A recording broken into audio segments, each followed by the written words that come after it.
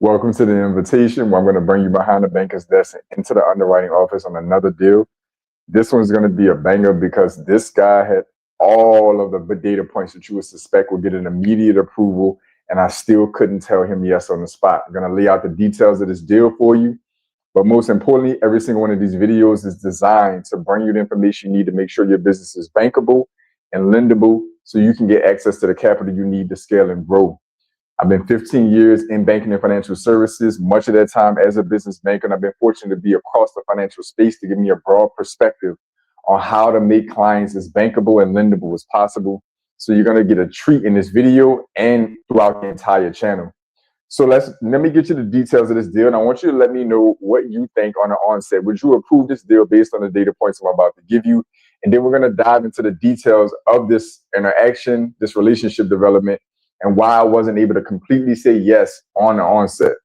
So this client had a 780 or so FICO score, over 400,000 in revenue on a previous year, and on track for 500,000 plus by the end of the year.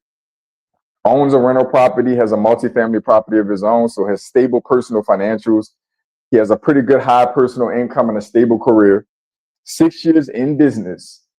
Needed about 100,000 to start in working capital and equipment financing. Does have some existing business debt with the SBA, but we were looking to potentially refinance that or consolidate it rather. And on top of all of that, the client has very good personal debt ratios. Combined global revenue, income, debt ratio numbers are all solid. All right. So based on what I've laid out for you so far, I want you to comment down below and let me know if you were an underwriter, a banker, a lender, would you be saying yes to this deal based on what you know so far? And for those of you who are a little bit more intuitive, let me know what you think might be missing or a couple of data points that you think is important that might be missing in the decision in the comment section down below. So let's dive into the details while y'all work on that, all right? The client's a massage therapist. He's a director at a small college around massage therapy. Owns a successful spa, has a great background, went to college, played college ball, again, owns a multifamily unit. So he has basically rental income and a primary residence, which also always looks good when we're looking at personal financials for a business. And the business is growing rapidly. It's in a great location. He needs more equipment and more additional services and features that he wants to provide to his existing clients. So example is going to be, sauna, cold plunge, things like that, that would match very well with a massage therapy clinic or a massage therapy office, right? So again, he needed working capital, equipment financing. And again, we probably were going to look into consolidating existing debt to package everything together for him. So that's the kind of in-game purpose as a lender or a banker we're looking to see. We want to see you trying to expand services, increase revenue. These are completely reasonable requests. So here's the strong suits again, all right?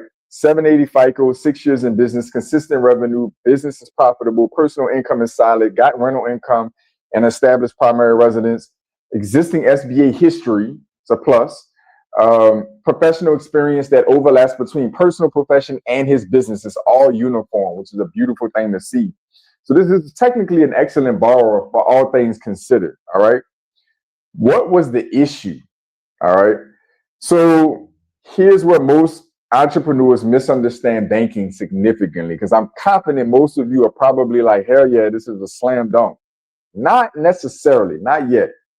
His entire banking relationship, deposits, operating account, cash flow, business history, everything we need to see in that arena is at another financial institution. That's a bit of an issue for us in today's climate, especially as banks and lenders are getting more autonomous on their underwriting and relying less on third-party data, examples being credit scores alone.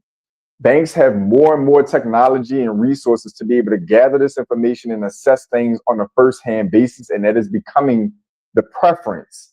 So yes, believe it or not, because this individual is banking at another financial institution and does not have any of his existing business banking relationship with us, we cannot immediately, or at least would likely not, approve an immediate lending request from the client. Even if they provided all their bank statements and tax returns, Because that existing banking relationship is not in-house, we would highly likely decline that application, even with all those other amazing data points.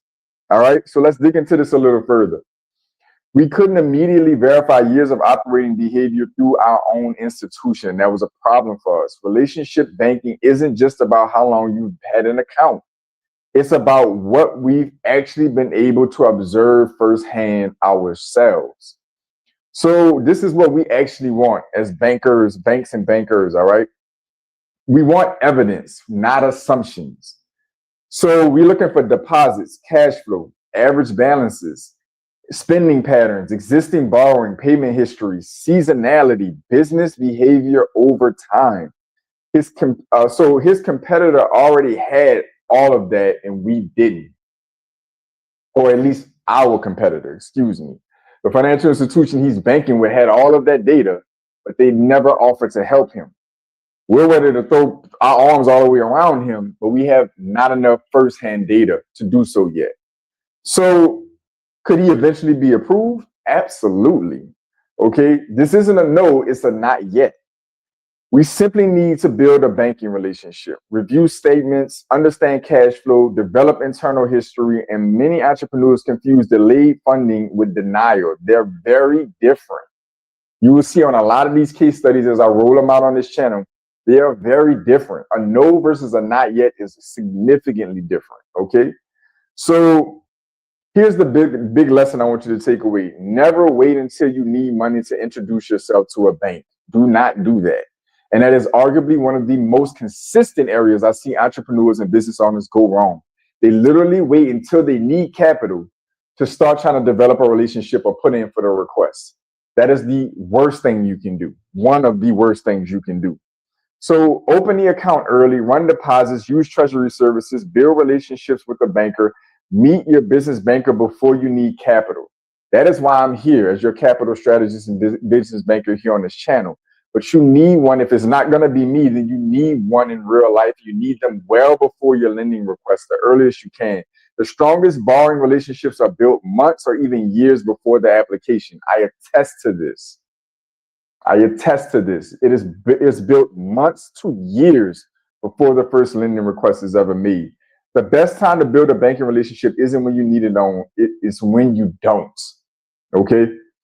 This one is the biggest lesson I've learned in 15 years in banking, especially most of that time as a business banker. If you want to understand how banks really think and improve your approval odds, I want you to subscribe to the channel. Stay locked in. I'm going to provide more and more of these case studies. They're going to become the backbone of this channel. Behind the banker's desk is going to be the theme of these videos and bringing you into the underwriting room. I'm going to be bringing you more and more case studies because I am confident these case studies represent you as an entrepreneur or a business owner or where you want to be or where you think you are. And it's going to give you the insight without being overly complicated to understand how to position yourself, hopefully before you reach any declines or denials, or if you've already experienced them and never got the clarity on what it is. These videos are likely how you help you to tie these things together. So like, comment, share, subscribe, support the channel, support the video, so the channel can continue to reinvest and support you. I want you to comment down below. Let me know your thoughts, your feedback.